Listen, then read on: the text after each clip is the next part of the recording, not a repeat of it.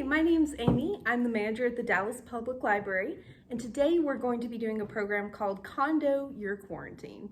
If you're anything like me, you're stuck inside at least on the weekends, if not the entire week, and you might be looking for a project to do.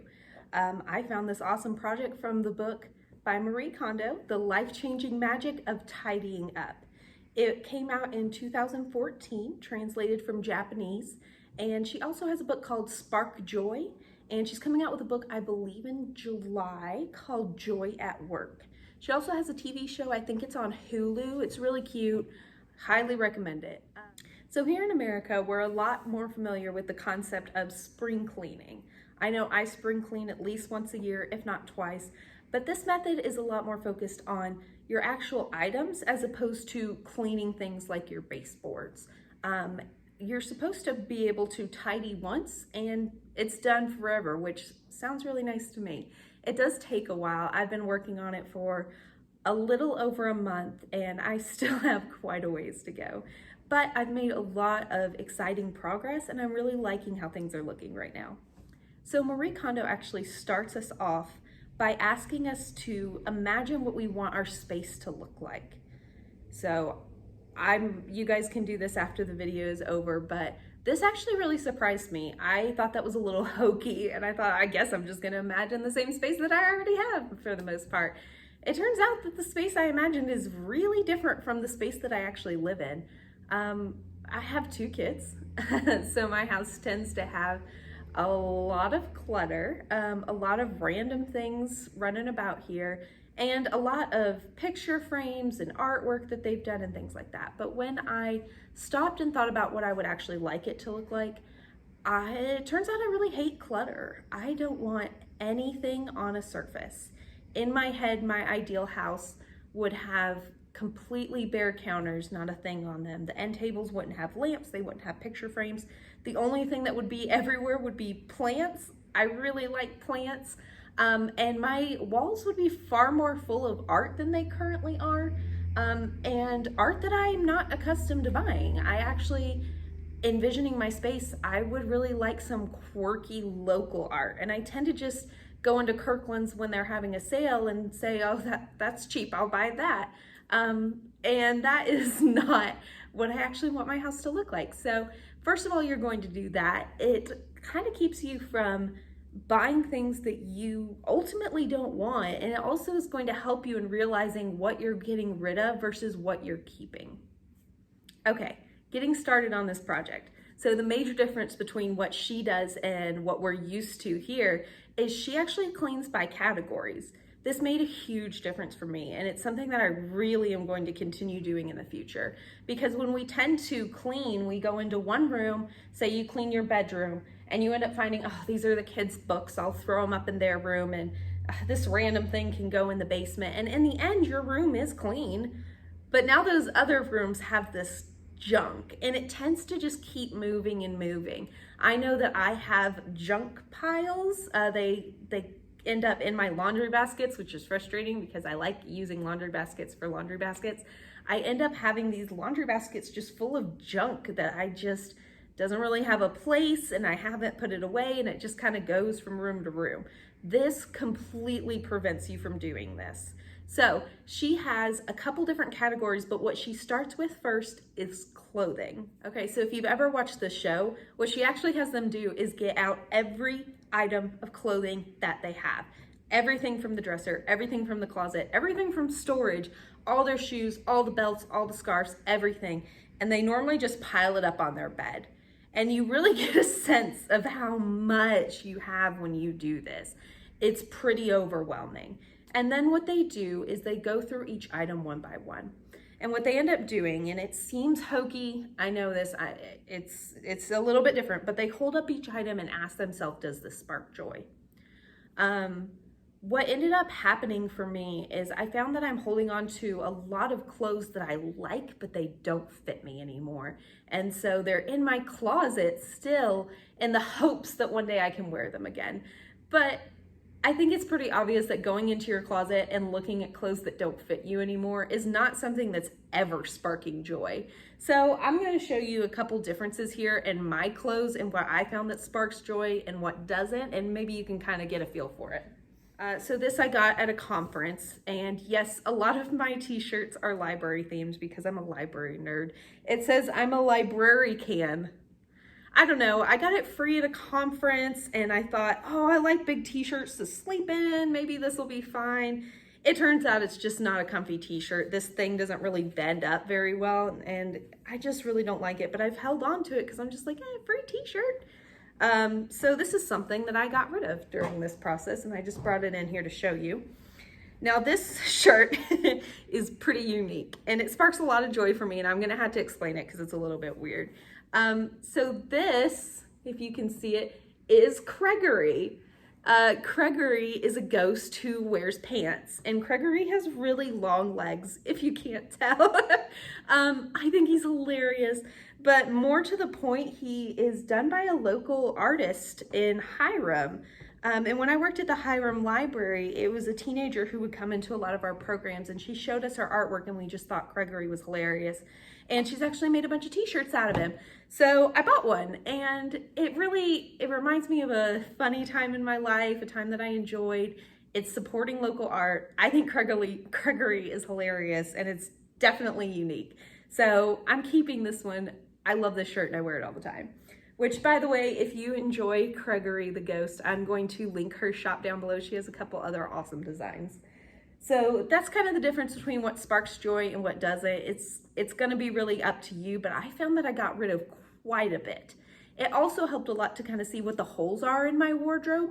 So I ended up getting rid of pretty much all my skirts because none of my skirts spark joy, and I am a skirt loving gal, but I just can't find a skirt that looks good on me.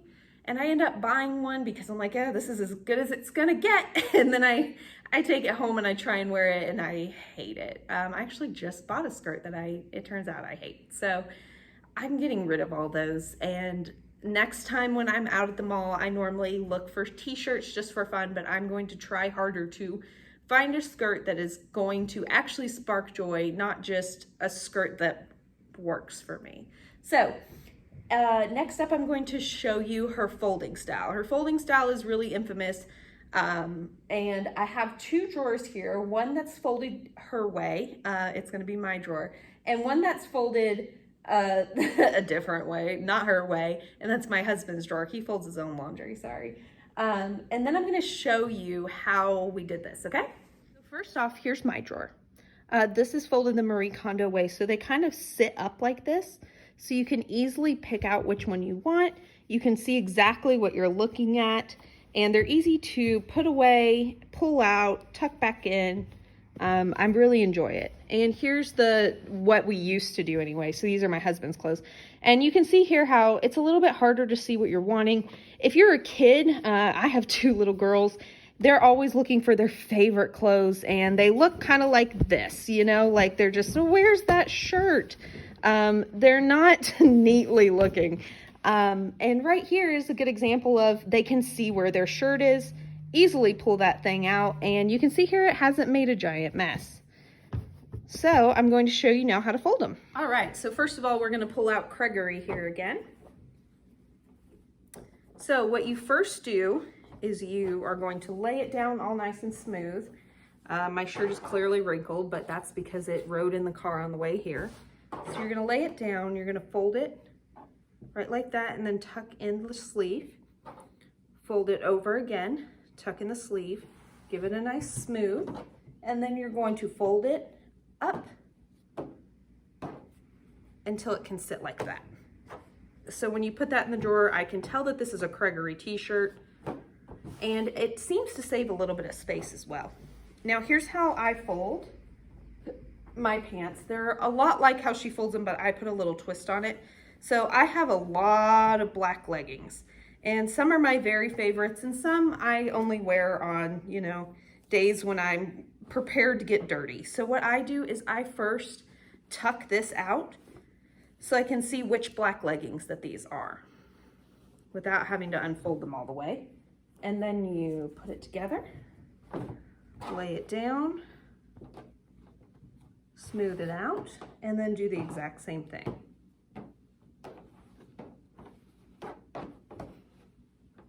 Now, as you can see here, when they go into a drawer, it's easy enough to go, okay, those are Fabletics. That's the one that I want to wear. I'm working out today or whatever. So I'm just showing you t-shirts and pants, but she has a way of folding literally everything, but you should probably just YouTube it because I'm not going to fold everything. Okay, so now that we've gone through clothes, her next category that she wants you to go through are books. So I have some examples here of some books that I decided to keep and some books that I decided to get rid of. Now, my decisions were based a lot on the fact that I work for a library. I intend on always working for a library. So I should have some pretty easy access to books. However, I will say when we are not in a pandemic, we are always here for you to come and get some books as well. So keep that in mind when you're making your decisions. But I ended up, what you do is the same with clothes. You pile everything into one big pile so you can kind of see what you got. So I took all my books, I piled them in my living room floor. I had about 200 of them, and I'm down to, I think, 40 or 50 probably. So I'm going to show you the difference between the one that I kept, which they are a little dilapidated, but that's for a reason, and the ones that I didn't keep, which are obviously a little bit fresher, and that's for a reason as well. So this is what I did keep. Signed copies. I got this signed from Stacey Abram going to a library conference, I think a couple months ago. It's signed, I'm keeping her.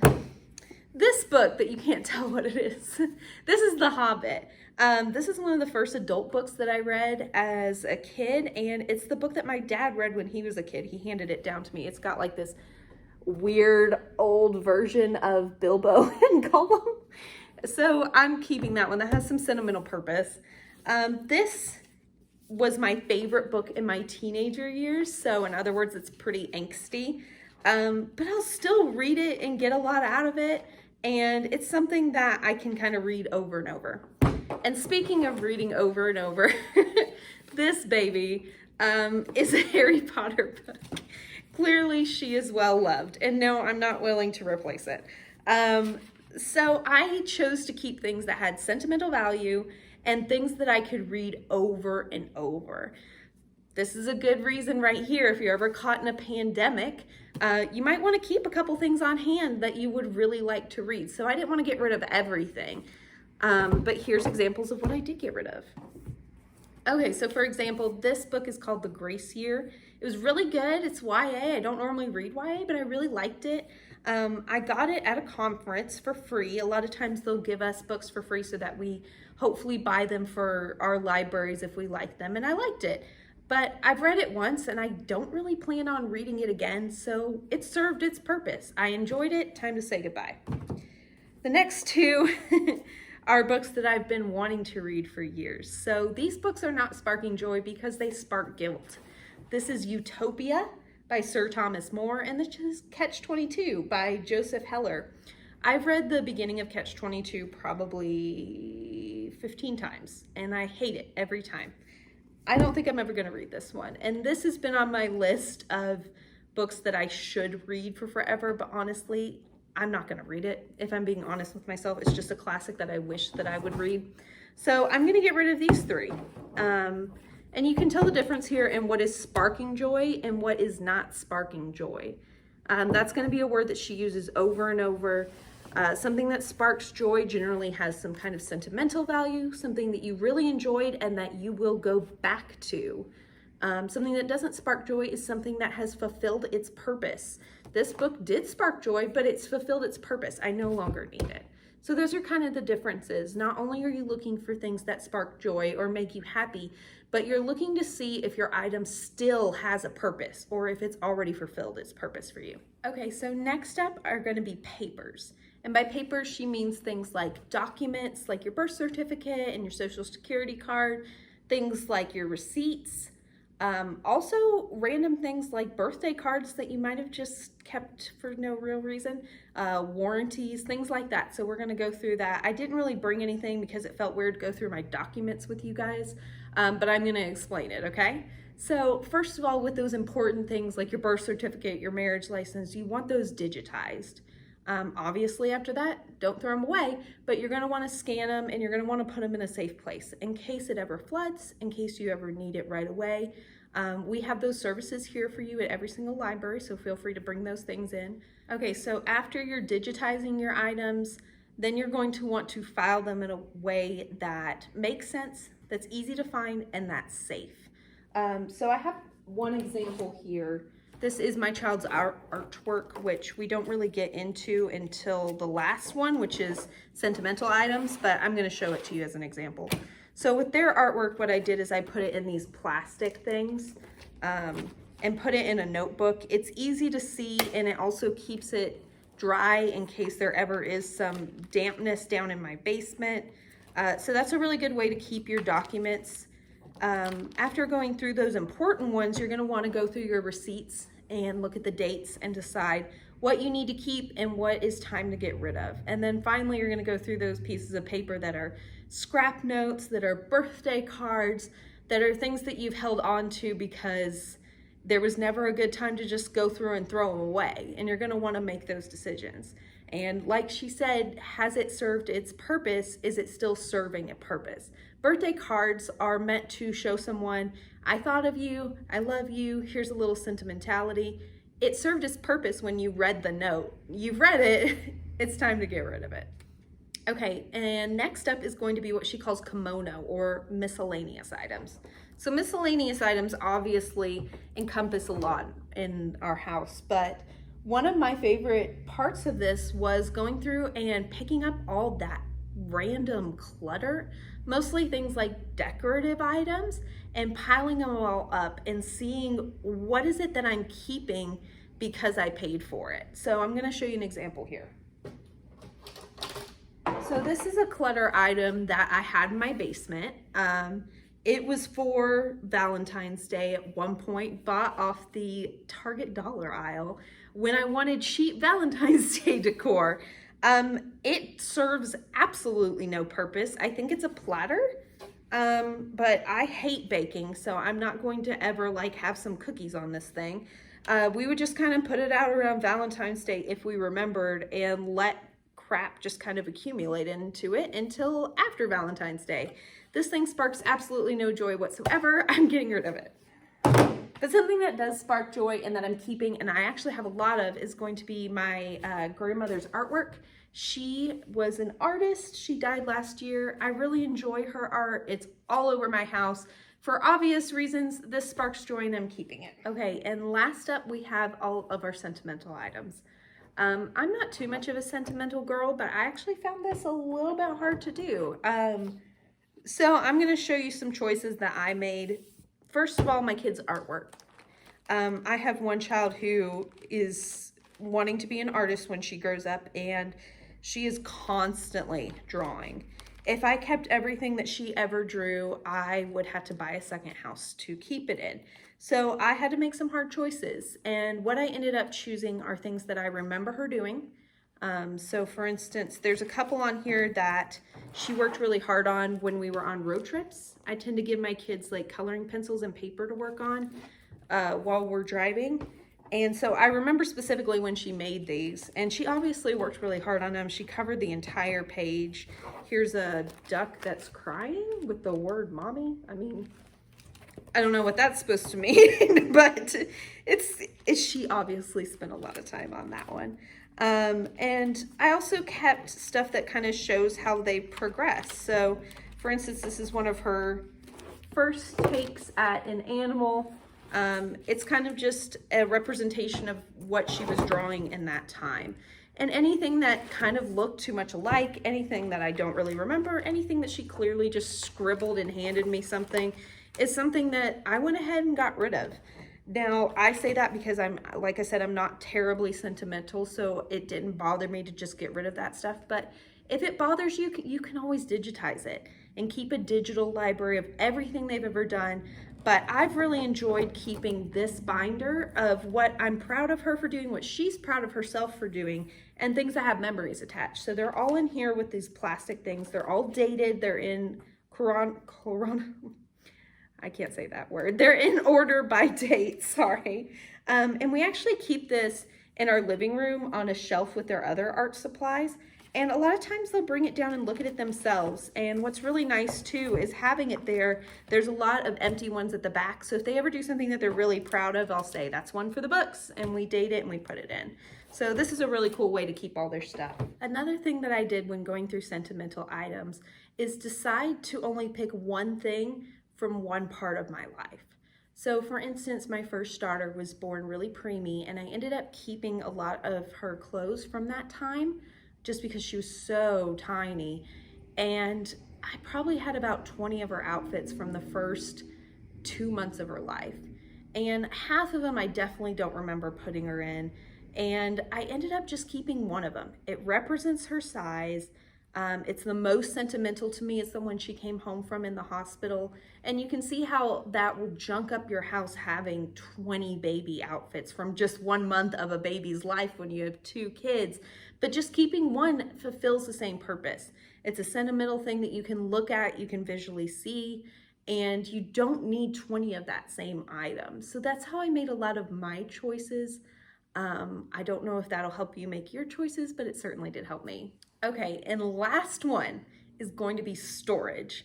This one was not emotionally hard, but it was physically hard because I found that we tend to just kind of pile stuff up in our basement, and I'm sure a lot of you guys do too. But when we do that, it tends to weigh on us that is a project that needs to be done. And when you ever go down there to find something, it can be terrifying to open a box that you haven't opened in a year. For instance, when we put up our Christmas tree this year, we found that a lot of our ornaments had molded. We had made like these clay ornaments with the kids probably 5 years ago, and they were just so gross. And we ended up throwing them away, but it was kind of a hard thing to do on a Christmas decorate the tree time, and I wish that I'd done it previously. So I first went through all of my holiday items and decided what is sparking joy for me, what is a memory, but I shouldn't keep anymore that maybe just stays in my head. I ended up keeping a ton of Halloween stuff because Halloween thoroughly sparks joy for me. I got rid of every Valentine's Day decor that I've ever had because I just really don't like Valentine's Day. I also am not like a huge Christmas person, so I got rid of a lot of my Christmas stuff as well. But I'm going to show you how to store some of your stuff, and you'll just go by it little by little. So this one held all our winter clothes that I had just packed away. So what I did is I went through and I did the same thing I did with my other clothes, which is pull them all out, put them all together, and decide which ones spark joy and which ones don't really fit, including my kids. And so what I ended up doing is putting them in these space saver bags and vacuuming them out. So here's an example of my clothes in a space saver bag before I vacuumed it. And here's an example of what they look like after you vacuum it. So you can see that it takes up a lot less space. And I like the way that these things are stored because it's airtight. So you're not going to get anything in your sweaters. And they're a lot fresher when you open them up for the next year. So you're going to want to store things like this in a compact way, in a way that makes sure that they're safe the next time you open it, and you're going to want to label it. And then you're going to want to put it to where you can easily reach that item. So we're almost done cleaning out our basement right now since it's our last thing to do, but it is taking a while because we have a lot of stuff in storage. We have moved a lot, so we tend to just throw it in boxes and keep on moving it. But after going through this process, we've realized that we end up using a lot less space in our house than we were previously. A lot of our space was just taken up with our junk. And it turns out that we are going to look into buying a lot smaller house than we thought we'd originally buy. We were going to buy the one that we're currently renting, which is about 2,000 square feet. And now we're looking at a 1,000 square feet, which will end up saving us on energy bills. It'll save us on buying a house. And that was a huge benefit of going through all our stuff. Another benefit of it is it's a lot easier to clean. A third benefit is that you end up enjoying what you have. It's kind of a nice gratitude project to look at what you have and go, I remember this, I love this, this is a great product, I love using it. It makes you more happy to have the things that you currently have, and it makes you think a lot more before you start bringing random junk back into your house. And the last thing that we've seen that we didn't really expect is our kids haven't ever had a lot of toys, but they do have grandparents. Of course, grandparents love to give kids toys. When we went through, we were shocked how many that they didn't want anymore. And after going through there, they've been playing in their room for weeks now without complaining. And they used to go up there and say, I'm bored, I don't know what to do. And I think they were just overwhelmed by how much was in there and how junky it was, and the floor was just covered in junk. And now there's room for them to actually play and build and pull all their stuff out. And it's easy enough for them to clean again. So it's not terribly overwhelming when they do want to pull out all of their LOL dolls and have a party. So those are the benefits that I've had. I've really enjoyed it. I hope you guys will try it and enjoy it too. If you have any questions, feel free to message us and we'll try to answer them as best as we can. And when we do open again, come in, check out the book, be looking for her book, Joy at Work, coming out in July. We miss you guys so much and we hope to see you guys soon. Bye.